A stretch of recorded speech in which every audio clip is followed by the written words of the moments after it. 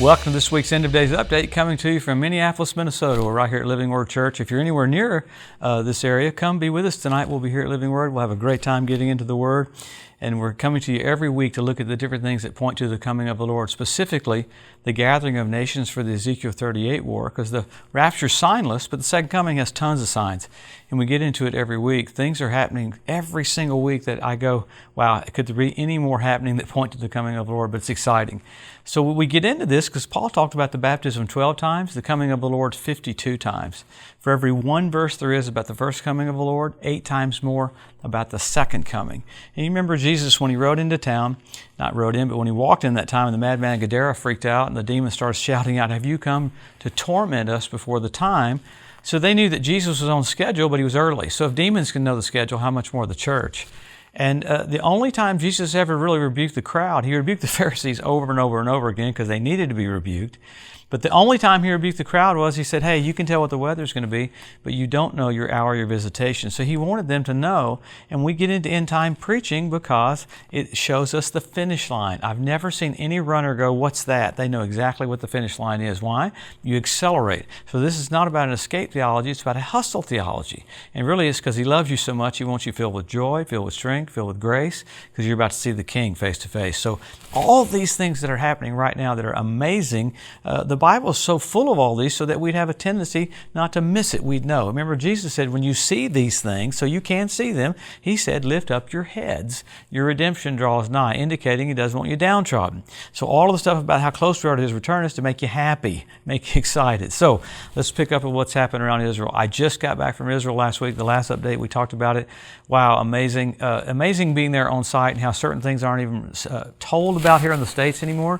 I mean, even the last day we were there, we were right down about 1,000 feet from the border of Gaza, and 4 different Hamas terrorists tried to come into that neighborhood that morning, and Israel has to kill them. They have, every single day, they have about 4 terrorists 4 different times a day still try to go into the neighborhoods. We hear nothing about that.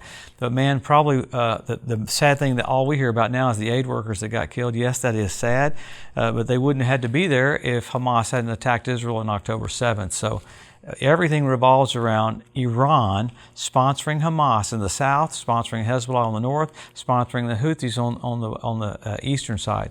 And you had aircraft this week come in from Yemen, try to make its way into Israel from the south. So you've got attacks from every angle attacking Israel. From the north, you had Hezbollah drop bombs on Israel's gathering. They had an army gathering on the northern part of the Golan, and Hezbollah dropped bombs. They still continually firing missiles.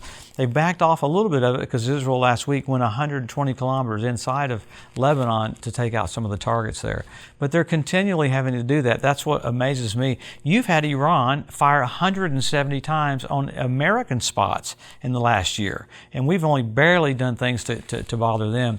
Probably the big deal that happened was watching Israel take out those commanders. Israel fired missiles from an F-35 airplane, 6 missiles from an F-35, took out that Iranian consulate. And what you had, 2 generals that got killed and 5 other commanders that got killed. The thing that shocks me and freaks me out is the building to the left of it, the buildings to the right of it didn't lose any lives. Look how precise Israel is about making sure they don't hurt anybody. So they took out those ones. I like what the Wall Street Journal said. This was probably the first response that really went at Iran's heart.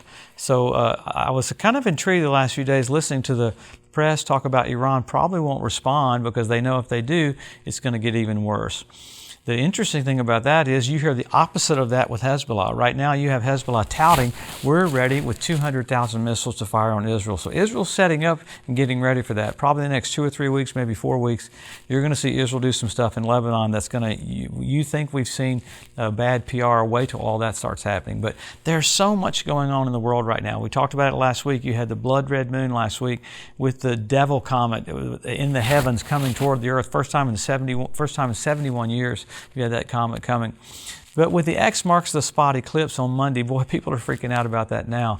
Kind of amazing that you have the 2 eclipses 7 years apart, right there in Illinois, the crossroads of America. That's where the largest fault in America is. Now that's pretty intriguing that 7 years later you have it going right through there. called New Egypt, where it's going to cross. Okay, if you want to get really crazy, you back up. The last time you had a cross of eclipses like that was the year 1811. What happened in the year 1811, though, was the earthquakes were so devastating and so massive in the central part of America here that the Mississippi rivers began to flow backwards. I mean, that's kind of amazing. And then the next thing you had happen after that was the War of 1812, and you had the White House getting burned down then. So I'm not saying that's going to happen now, but it is intriguing that it looks like America is getting some warnings even from the heavens. So you've had that even with NASA having to change all the way they look at asteroids because they're seeing them after the fact now. That's when even changing their budget, because asteroid after asteroid, they'll say, well, that one flew by, that one flew by, and this is how big this one is, this is how big this one is.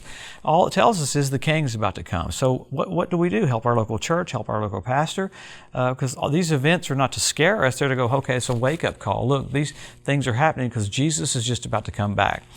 With all of that happening, everything pointing toward more happening around Israel, you have Russia ratcheting up there, firing at the Ukraine. Ukraine fired in some missiles and took out some oil depots, and that kind of freaked out America. But there's much more happening. Even Erdogan in Turkey, he's losing some of his power. Last week he said he wanted to kill Netanyahu. And what happened last week? He lost some elections for the first time in 20 years, so that was intriguing.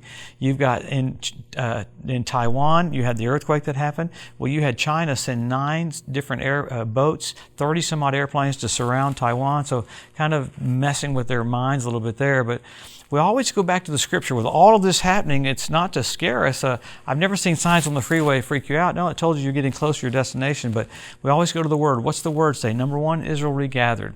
That happened in our lifetime. Jerusalem went back in 1967. Jesus said the generation that sees those 2 events will not pass away till all is fulfilled. But then you have the Ethiopian Jews brought back. You got the language brought back. You got the revival of the Roman Empire. You have all of these happening, the fertility of the land of Israel. You had foxes show up on the Temple Mount, which is amazing. Lamentations talks about that.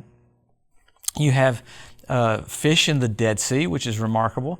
Then you got this was really freaks me out. You had where Sodom and Gomorrah was last fall. You had the Dead Sea turn blood red, just where that was. Happened on the Day of Atonement. I mean, that's pretty remarkable. So you got 172 different species of predatory birds start showing up. So you have the cleanup crew in the land right now for the Battle of Armageddon and for the Ezekiel 38 war. I mean, the players for the Ezekiel 38 war are right there in position. So you got the cleanup crew for that. Pretty remarkable. You have men will be lovers themselves. We have selfie sticks. That's pretty crazy. Guys taking multiple pictures of themselves. How weird is that? So all of these signs, one after another. You had the archway for Baal worship got rebuilt by Russia there in Palmyra. That's where the Tower of Babel was. The Talmud says that's the last sign you'll see before the Messiah comes. The History Channel talked about Bishop Malachi seeing the coat of arms for every single pope that would be on the earth, 114. Man, the coat of arms is very detailed. The History Channel said that's statistically impossible. Only a God can do that. He got the coat of arms correct for 114 out of 114 popes. What pope do we have right now? The 114th. That's crazy. So this is all happening. So what do? We go through all of this and look at it. And then you go from signs, so you got signals. You had blood red moons on Passover and Tabernacles. They had 4 in a row a few years ago. That's called a tetrad. Again, what were the dates that happened on 4 in a row like that? 1967 when Jerusalem was won back, 1948 when Israel was made a nation, and 1492 at the Edict of Expulsion when the Jews were kicked out of Spain. Remarkable. So you had signals in the heavens for that. Then after that you had the Bethlehem star. At the birth of Jesus you had Jupiter, you had Regulus, you had Venus coming together. Pretty amazing that at the birth of Jesus, what was the constellation? Virgo.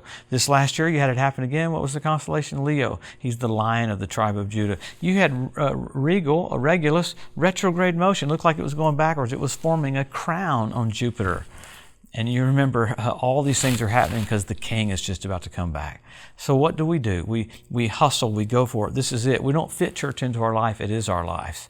So we'll come back next week and we'll look and see if more's come out about what's going on with Iran, going on with Israel. The amazing thing is, let's get as many people saved as we can. Let's do everything we can to do the will of God to help our local church and help our local pastor.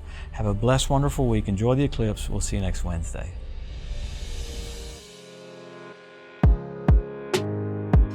Thanks for joining us today at the End of Days Update.